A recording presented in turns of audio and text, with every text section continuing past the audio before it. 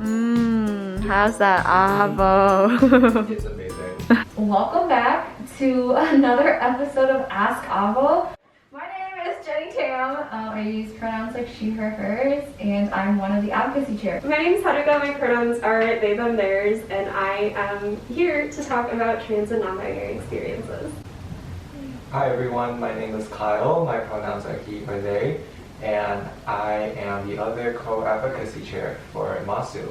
As Haruka said, we're going to talk about trans and non-binary inclusion. And so we wanted to talk about how and why people use pronouns and how it impacts people, especially because I think entering college, everyone uses pronouns, so we might not know why we're using it. We also would like to address the potential violence to the trans community and hopefully offer some insight on this topic. Awesome, let's get started. Yeah, okay. So a couple disclaimers I want to make before we get into the content. So I am a non-binary person. However, this doesn't mean that I speak for all trans people. So trans people, right, we're a community, which means that there are many different people with many different identities. Each person's experience is unique to them, just in the way that every person, regardless of gender, their experience is unique to them. So please don't listen to this and think that what I'm saying is that what all trans people feel and think. That is not true. I really don't want you to walk away from this believing in that.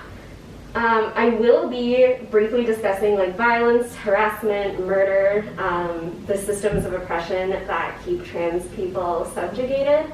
And so I'll do my best to make that clear before I get into specifics as we go through, but please know that that is something that we are going to talk about, and to take care of yourself or do whatever you need to do in order to move through that. I am going to make the assumption, just with the podcast and just conversation in general, that many folks who are listening identify as cisgender, which is a term that we'll get into later. These are really multifaceted concepts, and so there are some details that I'm not going to get into in this podcast, just for the purposes of keeping it low-key and approachable.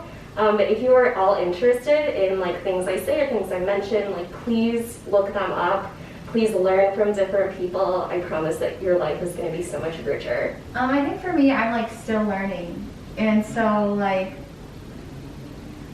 don't know. I'm just going to do a lot of listening within this podcast, but I'll also ask questions. If I do say something harmful, let me know. I think we're all learning. I'm still learning. I learn new things every day. We're all in this together. So definitions? Mm-hmm. Let's get into it. So you're going to want to know these definitions, and if you need to pause and skip back because we start talking about something and you're I don't remember what that means, that is totally okay. Also, another disclaimer, that definitions can vary from person to person, community to community. This might differ for you or for the people around you, and that is okay. Starting off with the concept of sex, as it relates to identity. So sex is mostly related to your hormones, your sex characteristics, and chromosomes, among other factors. Sex is predominantly assigned to you at birth. And so when you are born and the doctor or nurse looks at you and says, this infant has a penis and testes, this means this infant is a boy, and I'm going to assign you male at birth. Or, conversely, this infant has a vulva, which means she's a girl, and I'm going to assign her female at birth. So this is kind of the sex binary, is what we refer to this system. A big kind of group of people that we don't talk about when we talk about the concept of sex, I think very often in non-intersex communities, is the existence of intersex people. And so intersex is a general term used to refer to people whose sex doesn't fall into the neatly defined boxes of male or female. And so this can look like having ambiguous sex characteristics. It can look like having chromosomes that are not XX or XY. Like being trans, being intersex is a really specific experience to every single person who is intersex. And so that is going to depend on that person, their family, their community, their identity, etc. Forms of oppression that intersex people experience as children, many of them are forced into gender surgery, and so surgery that is done on their bodies to remove organs or to alter their bodies. Some are forced into hormone therapy. Some intersex children don't know that they're intersex, they're never told that, or some intersex people just don't know ever, right? Like their parents don't know, their doctors don't know, and that's something they discover later in life. Moving on. So gender and sex are two different things. So gender is your social and legal status. It's how you identify. It's how you view yourself. So sex does not automatically mean gender. And so getting into that, the concept of transness, so being transgender. Being transgender means that you don't identify with the gender that was assigned to you at birth. It's pretty simple, it's just that. So in this podcast, we're gonna mainly say like trans and non-binary. And so non-binary people are trans by definition. However, just to make it really clear that we're including them, we're just gonna explicitly name them. But please know that we do believe that non-binary people are trans, and we're not trying to create like a strict like wall between the two. Just super clear. So non-binary people are within the trans community. Yes. So if trans means not identifying with the gender you were assigned at birth, and if you are non-binary, being assigned non-binary at birth is not really a thing that happens to people. So if you're non-binary and you don't identify as the sex you were assigned at birth, then you're trans. It's kind of like how like all squares are rectangles, yes, but rectangles aren't squares. So not all trans are non-binary. Yes, not all trans people are non-binary. However, all non-binary people are trans if they choose to identify themselves that way.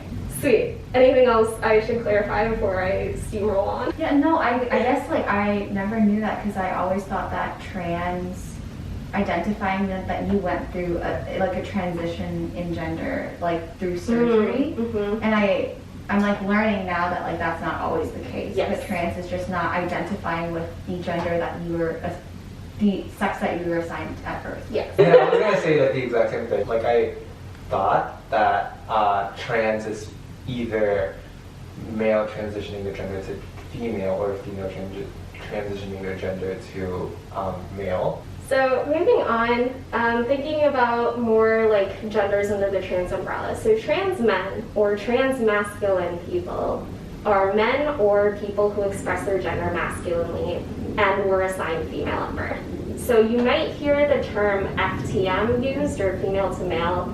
That's not really a term that's used in like current times. So you might hear like older trans people use that language, and that is like okay, and we should not police that because their experiences of gender are something that like they went through tons of oppression, so that we could have a different kind of oppression, if that makes sense. But it is essentially like I don't feel like it's okay for any movement for like youth to be telling elders like this is how you should behave or this is the words you should use.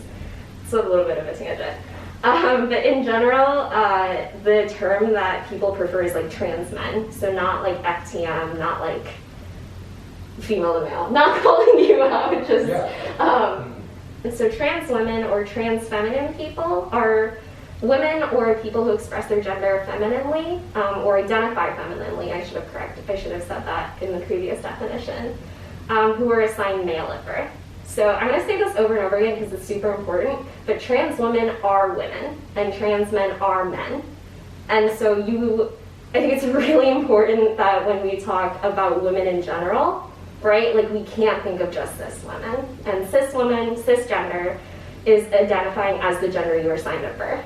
So if you were assigned female at birth and you're still like, yep, I'm a girl, I'm a woman, like that feels really good to me, I feel like in community when I'm with other women, you are cisgender. It's really, really important when we talk about gender-based issues and gender-based violence to make sure we're including all people. So if we're talking about experiences that women face, we can't just focus on like, for example, like menstruation, because that's not something that all women experience, and that's not something that like only women experience. It's super important that we continue to remember like all people in that category, or we're just contributing to like more erasure. So it can take some time for you to wrap your head around, but expand your definition of like what these identities mean, and you know, your life is going to be so much richer. You're going to meet more people, you're going to be able to look at things in a different way, you're going to be better for the people around you. So I seen you use or introduce the two different terms differently, trans men and trans masculine, and then there's also trans women and trans feminine. is there like a difference in the way people choose to identify themselves with these two terms or four terms? Yeah, so again, this is going to be really specific to each person, so please don't walk away from this thinking that I'm an expert, because I'm absolutely not. So trans men and trans women kind of fall, and this is not an all or nothing, right? Because gender is like super expansive, but for the most part, this is falls into like a binary. So when you think about the gender binary, it's this concept that there are only two genders, male and female. And the way that this shows up in, think about the US specifically, because that's where I was born and grew up.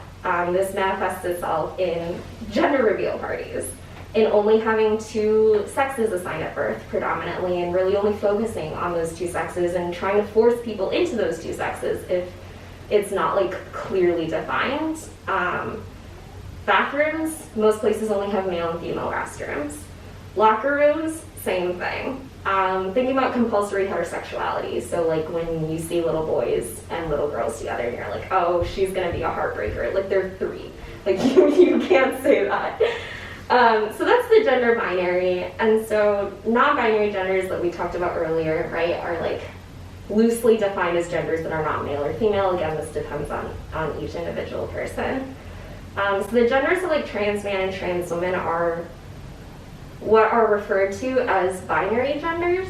And so using the term like trans-masculine or trans-feminine for yourself, in my understanding, is being non-binary, but still expressing, and still expressing those characteristics. So for example, my girlfriend uses she, they pronouns and presents very masculinely, like doesn't wear dresses, skirts, makeup, favors like heavy work boots, right? And like who's to say all those things like are like inherently masculine, but we live in a society that genders everything.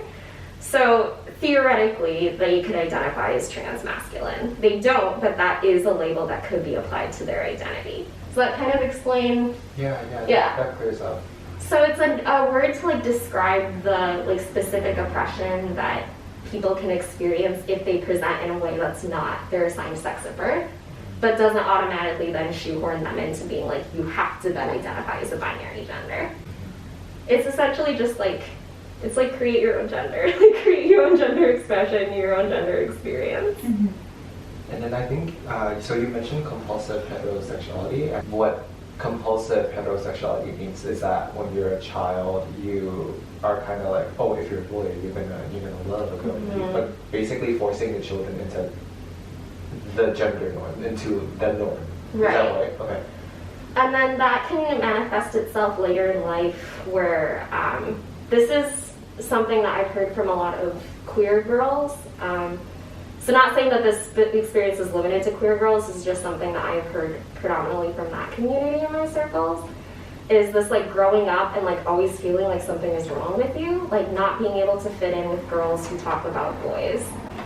Forcing yourself to go on dates with boys or being in relationships with boys because that's, you know, like you're like, that's how it's supposed to be, like that's what I'm supposed to be, that's what I've been told my whole life is supposed to happen. And so when we think about like being a queer person and then the added level of like people in your life telling you like that is not an option for you, you are not allowed to be that, like that can really kind of mess with your head. So that's the concept of compulsory heterosexuality, is it can start with the like those little onesies that are like I'm a heartbreaker, or like hide your girls. I'm like you're an infant, you know? Like why are you doing this to your child? So it can start there, and then it's the like, oh, boys and girls shouldn't be in the same room together, like implying that something is going to happen, that those children are attracted to each other. And then just goes up until even the fact that like same-sex marriage wasn't legalized. Like it was legalized when we were in high school. Like what's up with that? So it really is just a system of oppression, a system of thinking that can really end up having like real like legal impacts on people's lives. So sexual orientation is separate from gender and separate from sex. It is who you are attracted to or your lack of sexual or romantic attraction, specifically thinking about folks on the ACE or aromantic spectrum. So this is different, again, this is different from gender and sex. And gender expression, we touched on this a little bit, but that is how you express your gender to the outside world. So this can include things like makeup, clothing, the pitch of your voice, body hair, mannerisms, hobbies, right? And unfortunately, those are things that are all like gendered in our society, but they are also ways that people like identify themselves and find joy. So that's like, I got this as brief as possible. I started with like a whole page. How do you two feel about that? And we can totally come back and redefine things as we. Like it makes sense. Like it makes sense as you say them. I'm just trying to like find real world examples to try to piece it in, but it makes sense. I'll talk about my own like identity too later on, and then hopefully that can contextualize it further. I don't know if I should ask this now or later, but I want to revisit gender parties, gender reveals, and like how to like the question broadly is like how do we raise our children, right? And I mean like maybe not all you want children, but like I'm thinking like that far ahead because I really want children, and I don't know, like just like knowing how harmful it can be, and like that harm starts with like their parent, like what are ways that we can change these things or like normalize in our society. But yeah, maybe that's like a later. Well, I think we can talk about it now. So gender reveal parties, if you do not know what these are, first of all, like lucky you. Second of all, they're parties where people like get together and they reveal they say gender, but it's really the sex of their baby. And that's like not even always like 100% like true, right? Like medicine is not. I'm maybe not gonna go there. I don't want to make any pre-med. I feel like there's quite a viewing. Right. So this can look like I've seen where people have like balloons and then they pop the balloon and then like pink or it's always pink or blue too. Like pink or blue confetti falls down. Or you open a cake and then the inside of the cake is a certain color. Yeah. And like most devastatingly, like fireworks. Fireworks. The western half of the United States has been like on fire because of like it's not just one, like multiple people having gender reveal parties that involve fire in the middle of like California in a drought like with climate change. So like stop doing that. Like stop perpetuating that. Also like you are ruining the environment. But I think when it comes to like raising children in a gender affirming way, so one of my like mentors is pregnant right now, and she has not told anyone, or like she has not publicly shared the sex of her baby. She has not referred to the baby with gender pronouns. On her registry, she didn't request any gender specific like clothing, right? So like books about like women's empowerment, books about like, you know, like gender and acceptance, but nothing specifically that's like you are a girl or you are a boy or I want blue like wall hangings for the nursery or whatever. So I think that's a really good step because even if you personally are an affirming parent, if the people around you are not, that is going to be something that's really difficult. Like every time they interact with your kid, they're just like, oh, you're such a good girl. Even if you at home are not saying that, that's still gonna like infer. So the first question is, would you be willing to inform listeners about sexual orientation and gender identity and how there are stereotypes as to which identities in both are organized within one another through assumptions? So when we read this question, we had to like talk about what we thought it meant. And so what I have settled on is that this asker wants to know about like the stereotypes of like the trans people have to be certain sexualities. And if that is not what you meant, submit another question. Yeah, you know, just submit a question and I will get back to you. Comment below. So, reviewing, sexual orientation is who you are or aren't attracted to. Gender identity is literally what gender you identify as. So two separate things. They can be like connected, but they are like two separate things. That was really confusing. So this is, again, really depends on the individual, but for the purposes of understanding clearly, gender and sexual orientation are two different concepts. So I think that there is like a misguided idea that trans people have to be queer, or trans people can only be attracted to other trans people, and that's not true. Trans people can be straight, trans people can be gay, trans people can be lesbians, bi, etc., because our genders don't define our sexual orientations. So for me personally, I identify as non-binary. For me, that means that I identify like not as a man, not as a woman, and my gender identity is like not contingent on not being a man or a woman. It's literally just I am non-binary, and that is a third gender for me. And I'm also queer. So for me, that means that I have the capacity to be attracted to all people of all genders, and predominantly to like women and non-binary people. So I think if you catch yourself assuming anyone's sexual orientation, like don't do that. But if you catch yourself assuming trans people's sexualities, really kind of like examine where you're coming from, because again, like gender and sexual orientation are different things, and so trans people can be any sexual orientation because two separate concepts. As a non-binary person myself, I want to know why folks struggle accepting they, them pronouns.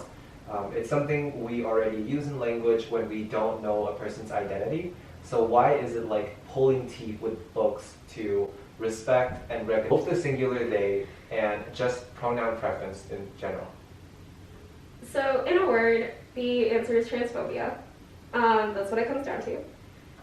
So when we look specifically at like accepting they, them pronouns, so like this, Esther is correct. We already use they, them pronouns to refer to singular people in everyday language in conversations that are not about gender identity. So an example might be like, oh, the mailman came by, they left a package around noon, right? And that is like a normal sentence that you could hear, and most likely that probably wouldn't raise any red flags. It wouldn't make you be like, hey, that's not proper grammar, that's not proper English. For people who are like clinging to grammatical rules and being like, I accept them, but it's just not right? Like that is just a form of thinly veiled transphobia. You're just hiding behind grammar rules. They has been used as a singular pronoun since the late 1300s. It's according to Merriam-Webster and the AP Style Book, which is the like board that like kind of governs journalistic expressions, so like newspapers, etc. Both those institutions have said that they is a valid singular pronoun. The bottom line, I think, is that people's happiness, safety, comfort, validation overrules grammar rules.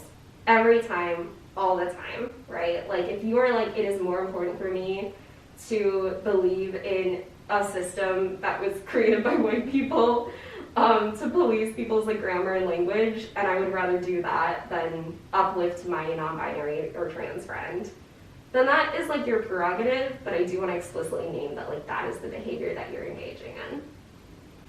Right, and I mean, I feel like just like what you said there makes sense. Like even if you couldn't relate to the trans or non-binary identity, it's like if you spoke or like grew up in a house with like a second language and like English was hard and grammar was hard, like we understand how uncomfortable it is when people polices like our Americanness with grammar. And so like the situation's different, but it's like not like it's like pulling out of your ass. Like these are experiences that like we know, right, or like can relate to.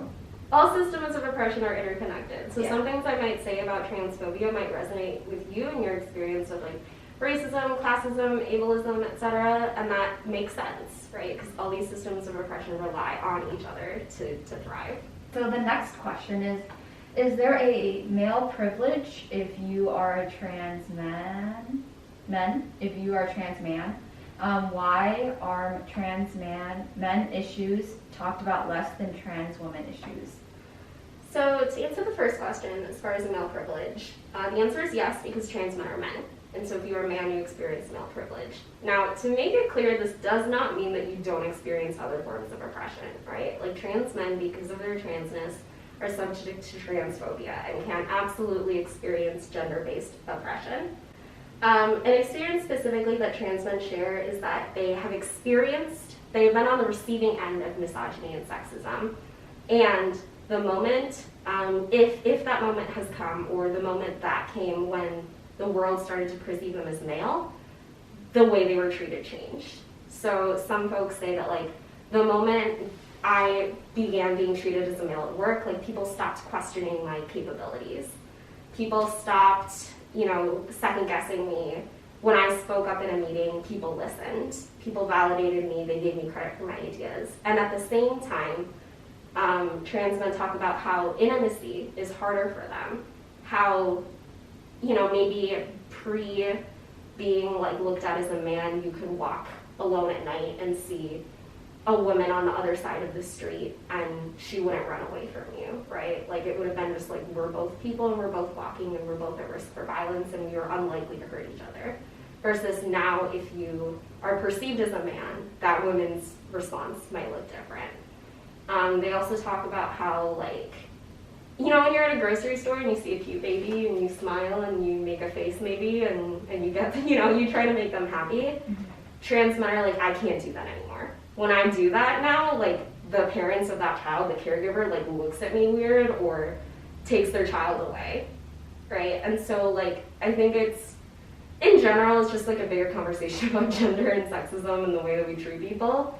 But the bottom line there is that trans men do have male privilege on the basis of their maleness, and that also does not make any other systems of oppression. Just like in intersectionality, just like in any other like form of conversation around oppression. Why are trans men issues talked about less than trans women issues? So this is not like a hard and fast like this is, like I've done the equations and this is the proof. This is just what I have gathered. Femininity in general is policed in a way that masculinity isn't. So an example of that is like makeup, like when women stop wearing makeup. And I'm talking about like all women. Trans women not wearing makeup like comes with a lot of like actual like physical violence. But just in general, women, when we stop wearing makeup or when they stop wearing makeup, there's the like, oh, you look tired. Oh, you don't put effort into your appearance. You're at work. Why don't you dress up? Like you need to look appropriate. Like women's voices are policed. The way that like even looking at in our government, like looking at the way that women are treated in public spheres on the internet from people who hold institutional power. So knowing that femininity is policed and that transphobia exists, it makes a lot of sense that trans women experience a lot of violence on the basis of being trans, being a woman, and for Black trans women being Black. So the intersection of anti-Blackness, transphobia, and misogyny. Also, like trans women, and this is going to be a discussion of violence, trans women are murdered at a rate that trans men are not. And when I say these statistics, it's really important to remember that these are the people who are reported as being trans. There are many people that die, both in violent and nonviolent ways, where we, the general public, if we hear about their death, we might not ever know that they were trans. And that can come down to like being closeted, having a family that handles your funeral affairs that doesn't support you, being murdered and no one knows who you are, and people like make false assumptions. So knowing all of that, in 2019, all of the reported deaths of trans people in the USA were Black trans women. That is like a really staggering statistics, and when we say murder, we mean violently. 33 trans people have been reported to have been killed violently in the United States.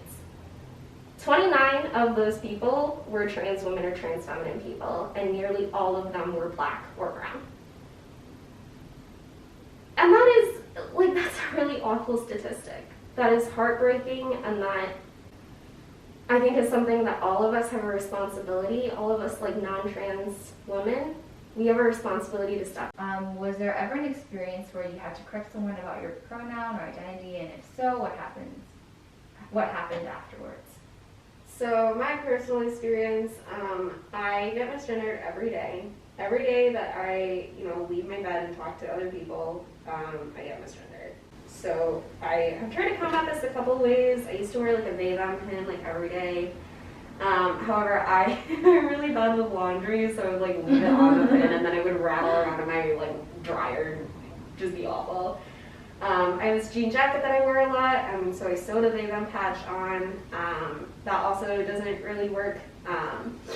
So this is something I experience every day, and it is, in part because of the body I was born into and the way that I dress. But for a brief part of my life, I did try to express myself more masculinely. I cut my hair, I wore a binder, I stopped wearing skirts and dresses and makeup, and I was one, just really miserable, and two, it didn't work. So as far as correcting people, I personally rarely do that, and I rarely do that because it is a lot of energy over and over again every day to be no, that's not my pronouns. Thinking about Zoom classes, right? I dread presenting things or speaking for critique, because then when people talk about me, they use she, her pronouns, and they'll be like, oh, I really liked how she composed that, or I don't know, I just felt like her recording was just a little bit fuzzy, right? And so whenever I have to do that in class, I have to mentally hype myself up. Another reason I don't correct people is because there often tends to be over apologizing. So this is something, if you do this, it is okay, but stop doing this once I explain why it's bad. So I think that the normal reaction to being told, hey, what you did hurt me, is to apologize. And it is to feel bad, because you don't want to hurt people, because you're a good person, and you want to make sure that when you talk to people, you're treating them with respect, and they feel, safe, they feel validated. However, when someone is like, hey, you used my wrong pronouns, and you delve into I'm so sorry, I didn't mean to do that, I see you as a trans person, I will never do it again, I am so awful, I can't believe I hurt you like that, etc., etc., etc. That is exhausting. Where most people, if they correct you on your pronouns, they're not looking for an essay on why it was bad behavior and why you won't do it again. Most of the time it's just hey, please don't do that. In the future, please don't do that. Keep that in mind. So when you over apologize, one, be kind to yourself, accept that you make mistakes. Focusing on that is not going to help you. It is actually going to make it harder to change. And two, understand that when you over apologize, the other person then has to comfort you. Jenny, I'm just going to use you as an example. So Jenny misgenders me, and I'm hey, those are my pronouns, and Jenny goes into a 10-minute speech so about what, yeah, and then I have to be oh, it's okay, you're a good person, right? When, I am the person that harm was done to. But if you see yourself in those encounters, take some time and now be hey, that, I realize now that was, not great behavior, and then just don't do it again. Another thing I want to say with pronouns is that... How did you just snap your fingers? I snapped my fingers really... What? How did you? What? That's different forms of snapping. No, I don't know how to snap like normal people. Crap. Oh, I remember. If you feel defensive when people call you out for pronouns or just kind of any system of oppression, when I correct people on my pronouns and I take the time and energy to do that, it's because I love that person. It's because I value that person and I want them in my life, and I want them in my life enough that I'm going to be hey, I care about you enough to want to see you every day, and that also means that I don't want to feel shitty when I see you. I don't want to walk away from our interactions together feeling like you don't see me. So when I correct you, it is because I want you to stay in my life. And staying in my life means that you treat me with respect, and you treat me as a non-binary person, because that is what I am. So if you feel defensive, just think about it hey, this person likes me enough that they are going to correct me on their identity because they want to make sure that I stick around, because they feel better when they're around me. And if you can think about it like that, I think that is going to be much easier for you to change and to respect people in the way that they want to and deserve to be treated. And I feel it's just going to make your life better. And if you can just say, okay, I got it, thank you, I won't do it again, and just move on. It's gonna make your life better, it's gonna make life for the people around you better. Just know that trans people experience misgendering and dead-naming all the time, and if you can do any small part in changing that, ideally a large part, ideally you take ownership, but if you can start by baby steps, that's better than nothing. Because nothing is complacency. and like being complicit in oppression. What message do you have about those who do not accept individuals who identify as trans and non-binary? So I'm gonna say this to people who don't accept trans and non-binary folks, because I don't think it's helpful for anyone to hear what I have to say about them. So to people who are trans folks, cut that shit out. Like, stop it. Don't do that. Stop. Get over it. In more helpful rhetoric, transphobia is an ism. It's a system of oppression. If you are passionate about being anti-racist, if you are passionate about being anti-sexist, about making sure that women have legal rights and protection and have access to reproductive freedom, right? Like, this goes beyond women, but like specifically if you are passionate about these issues, if you care about combating classism and you want to make sure that people don't have to work themselves to the bone in order to afford basic like needs, basic shelter. If you care about any of those things, then you need to care about ending transphobia too, because all of those systems of oppression are linked. You can't just focus on racism and then expect that no one is going to have any other problems, right? Like, it's our responsibility to look at the world as a multifaceted, system of oppression in the ways that we all are multifaceted and have different identities. Also, like, if you are like, yeah, I know this about myself, I don't like trans people, why? Like, genuinely, I would like to know why. And more than that, I would like you I guess I don't really need to know why. I want you to know why.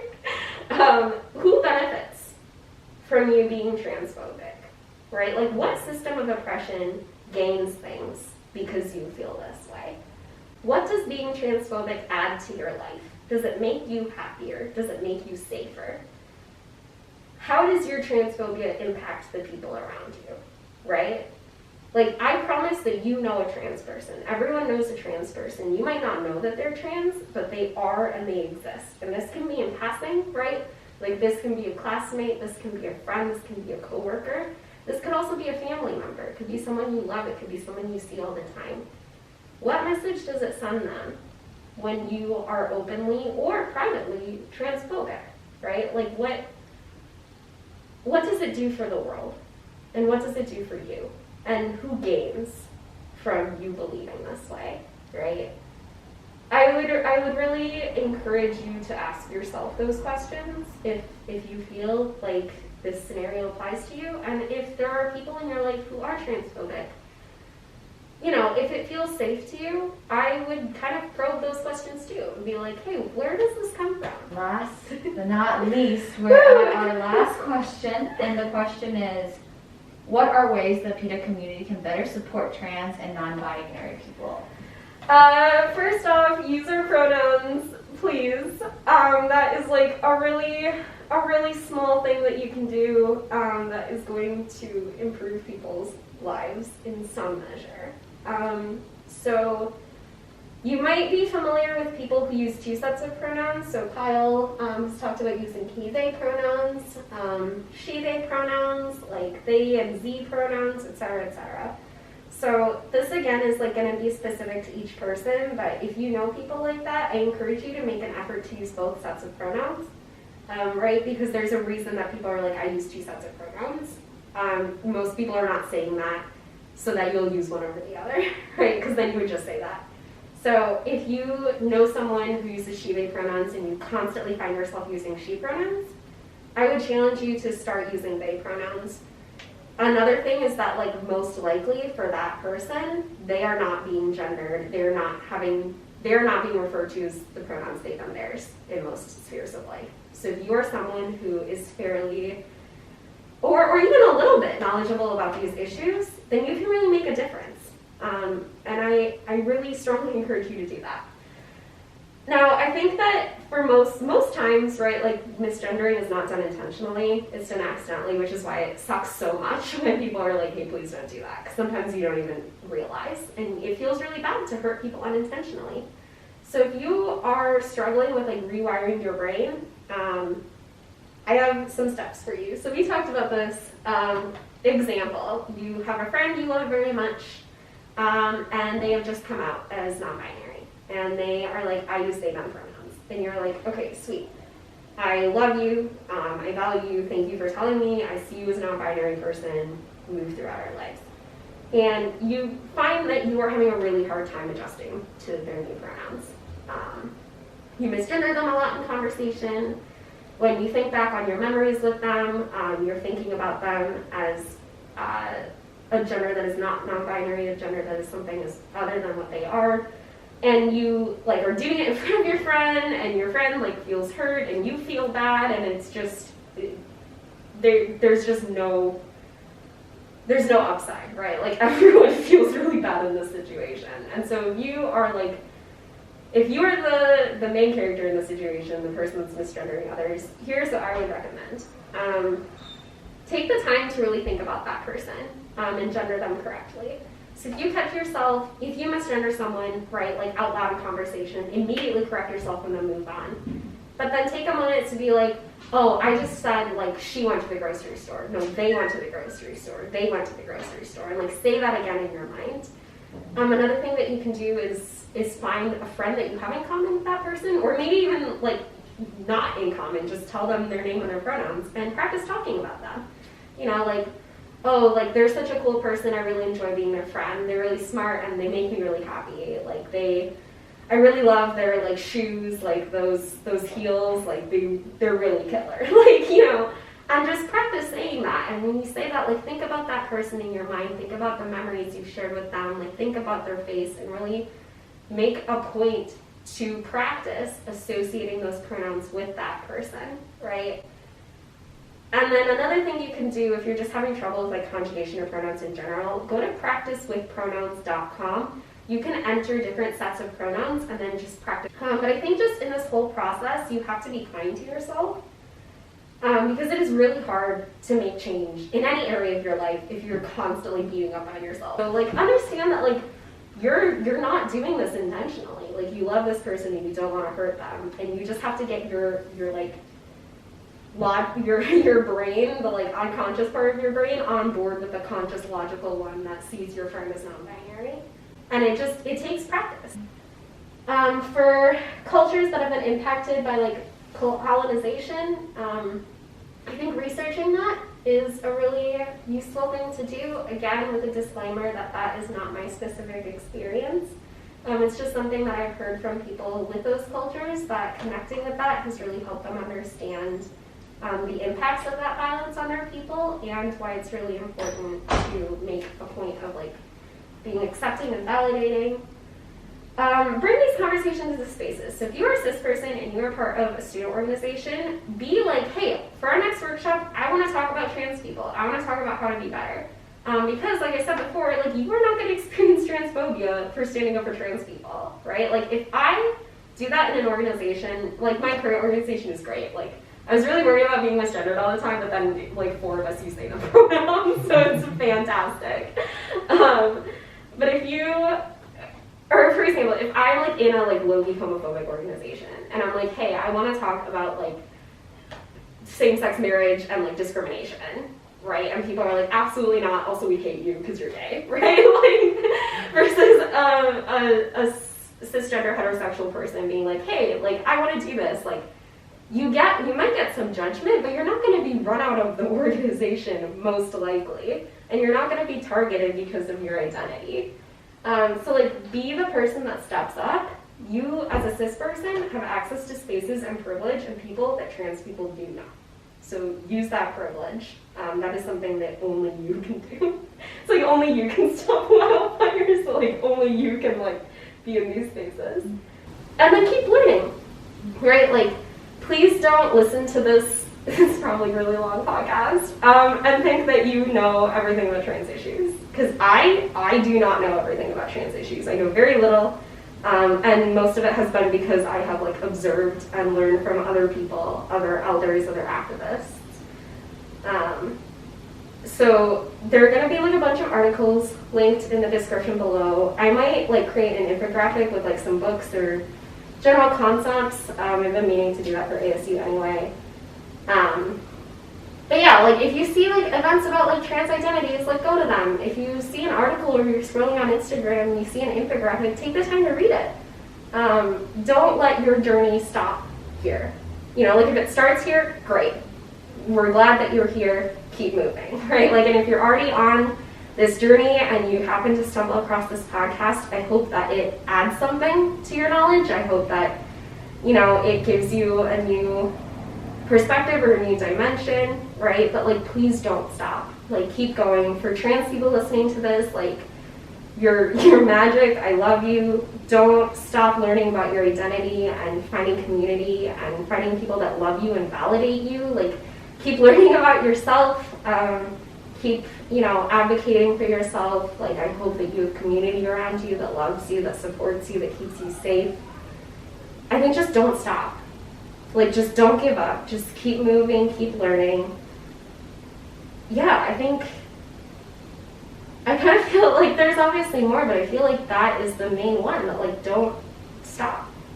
From your perspective, would you say like people who only identify as they, them, would that automatically make that person a non-binary? My personal answer is no. And I feel that way because pronouns are not automatically gendered. So just because someone uses they, them pronouns doesn't mean that they automatically identify as non-binary, right? Like, there are many different genders out there, but I think it's the concept, like, if someone uses she, they pronouns, that does not automatically mean that they are a woman, right? It doesn't mean that they're not a woman, but it doesn't mean, it's not like explicitly like, oh, if you use she, her pronouns, then you must always be a woman. And you are always going to be treated that way, and when you share that, like, you are a woman. So just because someone uses they, them pronouns doesn't mean automatically that they're non-binary. I think in general, just don't assume people's genders. I think that it is good practice to like refer to people whose gender you don't know as they, them, as long as after they tell you their pronouns, you use them. So I have like met cis people who are like, I'm so gender inclusive, I refer to everyone as gender, as, you know, with they, them pronouns, I never assume gender. And then like people will be like, oh, actually my pronouns are she or hers, and those people will like continue to gender them as they, them, and be like, I'm so inclusive. And that is not inclusivity. I think it is good practice to be like, hey, I can't assume this person's gender. Like, I was gonna use he, him for that stranger, but like, gotta rewire my brain, understand that you can't assume gender of other people until they tell you, and use they, them. And then if, you know, that person on, you know, like that stranger like walks up to your car and is like, hi, my name's Carl, my pronouns are he, him, his, in this make-believe world, then you're like, cool, Carl, the guy on the street, his pronouns are he, him, his. But then if every time you drive by Carl, you're like, oh, there they are, like, that is misgendering. You ended on the note of like learning, and like I feel like in the APIDA community we're really scared to call each other in to conversations, and there's a lot of shame that comes with that, maybe from like, I don't know, parents, honor, whatever, right? Like, I get that, but I hope that like with the things that we learned in this podcast and like with this podcast series that we can step into that, because there's always going to be more that we don't know. And I really appreciated that like throughout this conversation you like continue to talk about how like you don't know and like I don't know, and that we're all learning, and I think it is the mindset that we should all be in. So thank you for your time and like sharing your wisdom and knowledge, because that's a lot of energy on you. It truly is. I'm just thinking about like all the research you did, and like you were like, I'm gonna make these graphics, and I'm just like really appreciative of your time and your effort and your knowledge. Of course. Thank you for having me.